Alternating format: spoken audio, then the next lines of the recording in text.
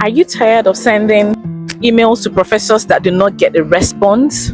Hold on. The tips I'll be sharing with you in this video was what helped me to get response from almost all the professors I emailed during my time of application. Now, you should understand something. Sending emails, what we know as cold mails, increases your chance of getting admitted. How? It helps you to learn about whether the professors are accepting students or not. It also introduces you to these professors, like this is an opportunity for you to sell yourself before the application time. Also, it could also give you opportunity of getting recommendations. Sometimes you could send an email to professor and they could tell you, oh, I'm not doing this in my lab, but I have someone who I can recommend you to, or I think you should apply to this program or apply to these schools. Welcome. My name is Grace Obio, and if you're new to this channel, you're welcome. I help prospective graduate students start their journey to graduate school in the US and in other countries. If you haven't subscribed to my YouTube channel, I would advise that you subscribe, you like, share, and you comment.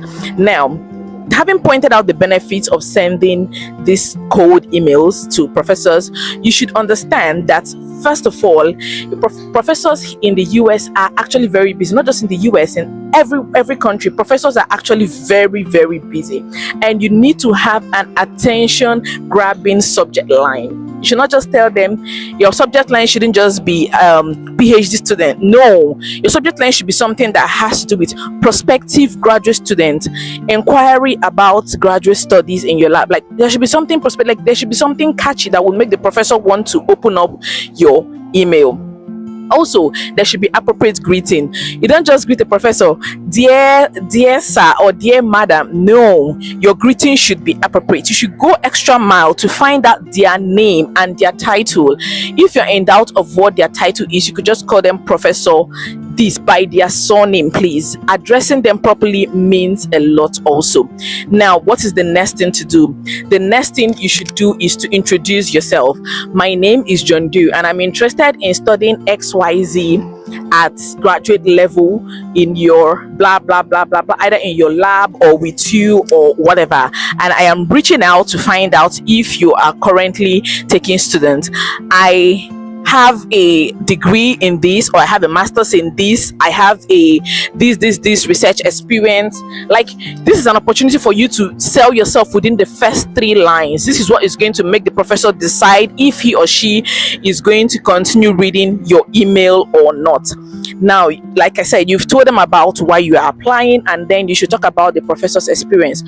Oh, your next paragraph should be, I came across your website and I see that you're working on this, or you did this, your research is on that, and this research or this area of your research actually aligns with my interest in this, or in what I have done here or what I have done there.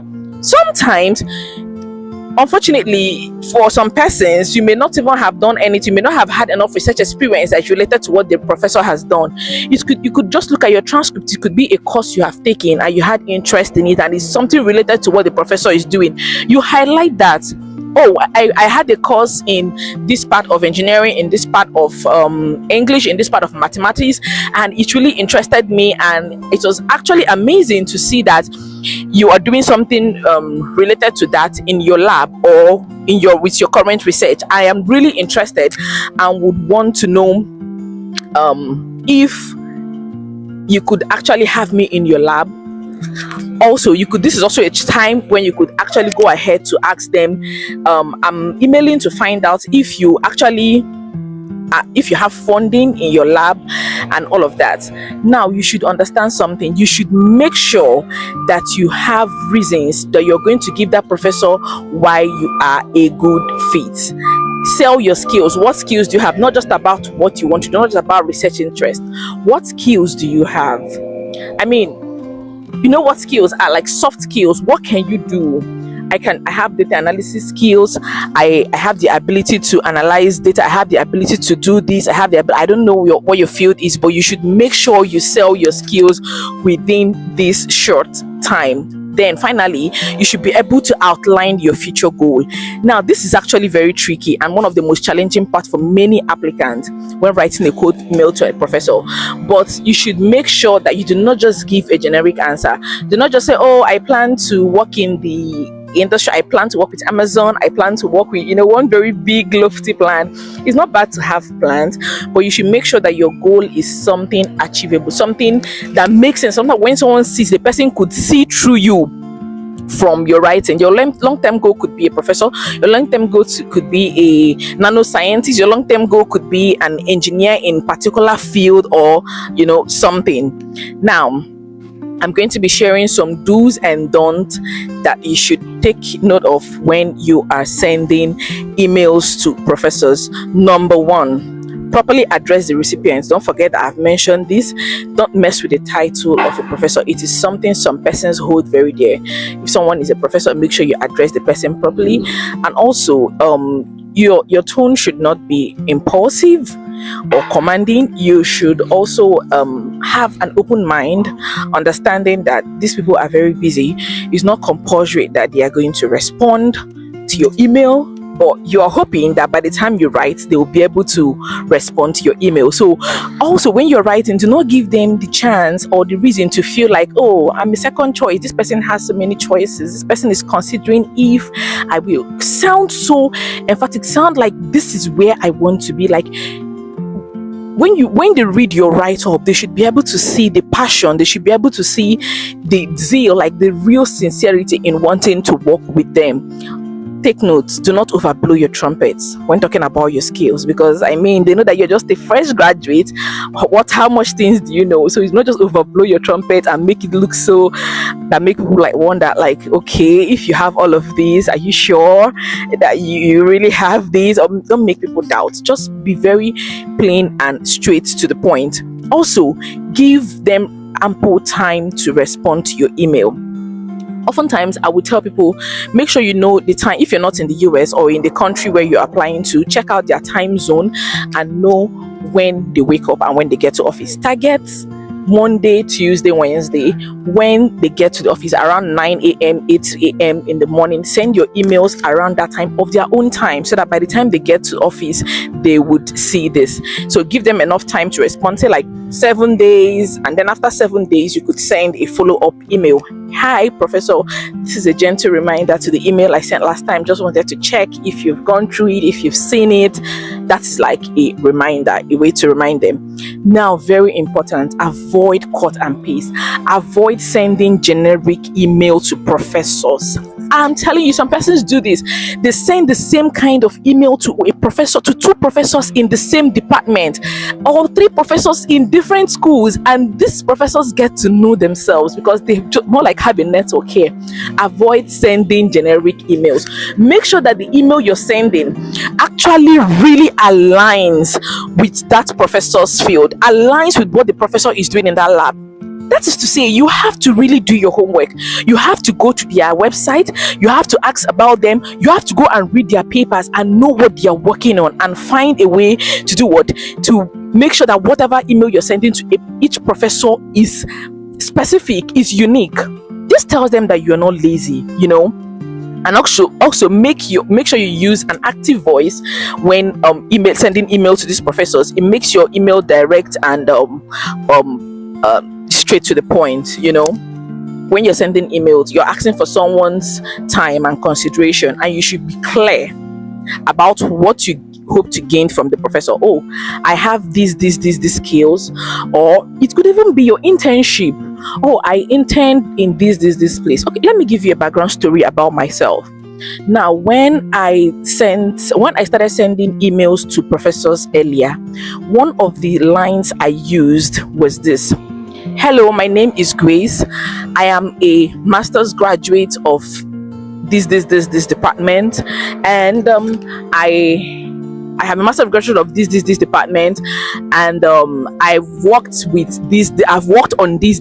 Like, I talked about what my master's research was on, and I am writing to know if I'm hoping to apply for a PhD in the department, in this school, in your school, and I came across your profile. Your lab aligns with what I am doing currently and my future goals. And then I went ahead.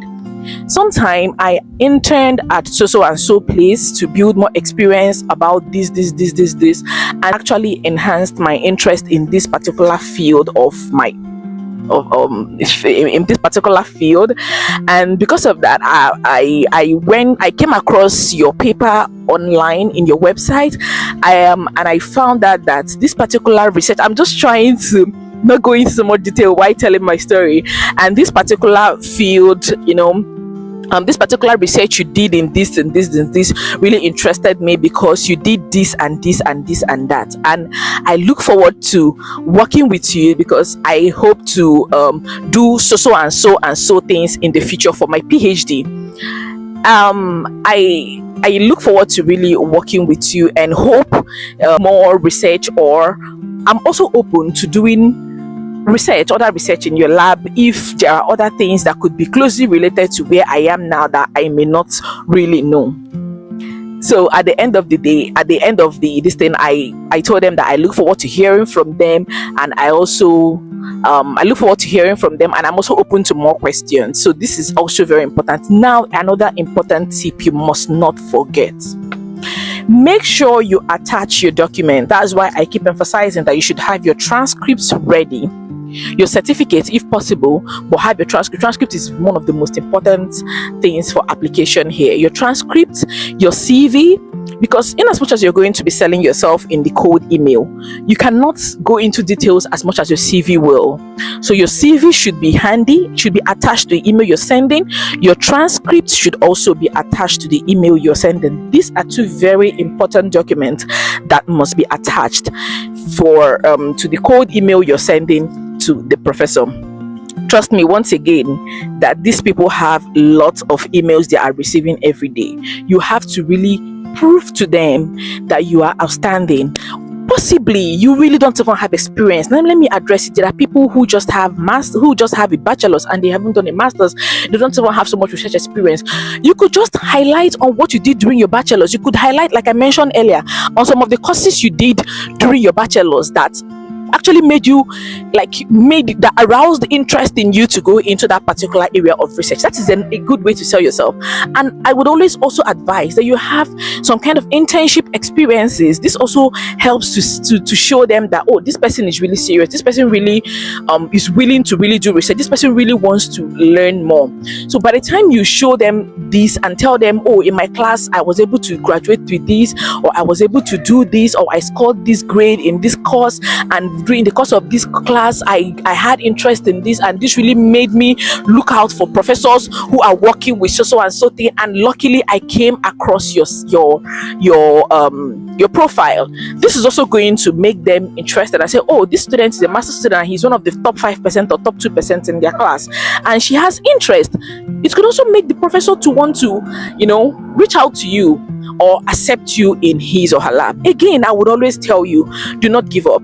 That you do not get outright funding at the beginning when you made application shouldn't make you give up. That is why also I would also always emphasize that it is important to start sending out cold emails months before you make your application. These are professors, they work better when they say, oh, I have seen that name somewhere, that name has reached out to me, and yeah, the student looks promising, it looks like someone I want to work with in my lab. And before you know what happens, some of them could tell you, oh, go ahead and apply, let's see how it happens. For some of them, their influence could even come at the reviewing table. They could reach out and say, oh, this particular student, yeah, I saw his profile and I think the student is a good fit, we could give the student a try. You understand? Even if you're applying for a scholarship, or you're applying for assistantship or whatever it is, always understand that there is power in sending a beautiful cold email. Keep it short and keep it professional. Your cold email to professors should not be more than 3 paragraphs. Please do not write a whole essay, because they are not going to read it. It should be short and professional, and always be open for questions and more interactions from these professors. I wish you all the best. I'm going to be attaching a professional graduate students cold email templates to professors that could help you understand what I have been saying so far. Also, don't forget, if you are new to this channel, to subscribe, to share this email with people who would need it, and also if you are looking for where to start, this is where to start with your graduate school journey. These are the things you need. If you are looking for universities, looking for how to make the best choice of universities, this is where to start. Do not forget to subscribe, like, share, and leave a comment for me on what. If you have more questions from this video, I'll be willing and open to answer you. Bye.